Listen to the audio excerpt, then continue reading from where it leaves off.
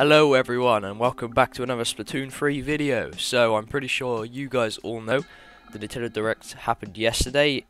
It was questionable, I don't know what to think of it, but we got a Splatoon 3 trailer. Now I kind of was expecting more to do with the storyline or, you know, something, I don't know, more gameplay wise, but instead we got the reveal of the next Salmon run.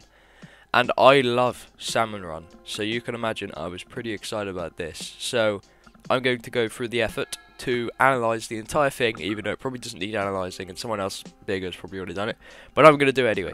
So we start off the trailer coming in a chopper this time. Last time in Salmon Run we used to come on a boat, but this time we're straight up dropping in from a chopper like it's Fortnite or something, which is really cool.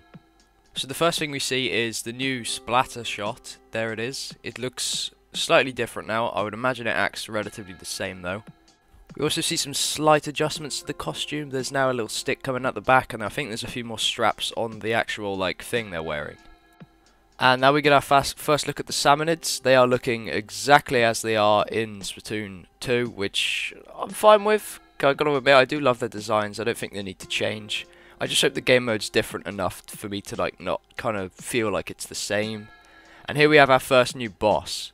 The fish stick. Now this one's interesting because this is the first ever boss to actually change the terrain, because you have to ink up it and then kill the little small fries circling around it. And then we see our next boss, the flipper flopper. This guy's really interesting. It's basically like speed running splat zones, because he leaves an area of ink which you get stuck in, so if you ink it all, he then headbutts the floor and loses his armor, so you can easily kill him. And I also really like how this guy straight up just turns into a regular fish when he loses his armor. And now we get introduced to a new mechanic, egg throw. But don't be amazed by the egg throw too much. Look in the background, there's some sort of watchtower. Now it's probably going to do nothing, it's probably just a decoration. But let's talk about where this location actually is. With the walls in the background, it looks almost as if we are in some sort of prison or fortress. Maybe even an airport that's being destroyed, obviously, because all these places are really old. But it's definitely some man-made place which we've never seen before. And there's still the usual massive foods, the massive asparagus on the sticks. But we've missed quite a lot actually in this little part. We see loads of bosses, and then look at that. It looks like we see a new stealer. The guys that if your eggs are out for too long, they pick them up and take them back into the ocean. And just before this clip, we see many returning bosses also. We see the Stinger in the background, we see a Rainmaker's Bullet, then we also see Moors, and we can also see that the Flipper Flopper can attack while his armor's still off. So if you somehow don't manage to kill him, he's still able to attack you afterwards. And in the next clip, we see the Fly Fish, which I'm not excited for. I thought that guy would be gone. Then we have a new look at the Crab Special, which looks really cool. I'm guessing you do decent firepower, it kind of looks like Julie's, plus I'm guessing you get some sort of armor as well.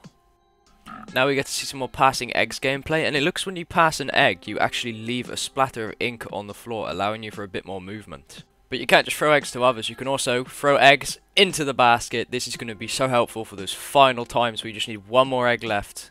I can't wait for that. And now here's the big one. We get introduced to this new Salmonid. This big chungus looking ass dude who just sits there in the water. Now I've got a few ideas of what this guy is, but I might be wrong. First of all, he has very similar resemblance to the Cohawks in his mohawk and, you know, his chubbiness. And he's also very salmon pink on the front. If we look back on the Splatoon 2 Sunken Scrolls, it says when the smoke of the Seven Rings happens, a pink fish will emerge from the sea and devour all creatures of the land. Now, the pink fish. I'm assuming the pink fish refers to all the Salmonids, but what if it doesn't? What if the pink fish is something bigger? Or maybe there are 7 pink fish, and the one we're seeing here at the end of this trailer is one of the 7. I understand that this could be a stretch, but I am very convinced this guy is something to do with what we've been being told in Splatoon 2. This guy is definitely some sort of big threat that we are going to have to take out. And I mean, just listen to that scream.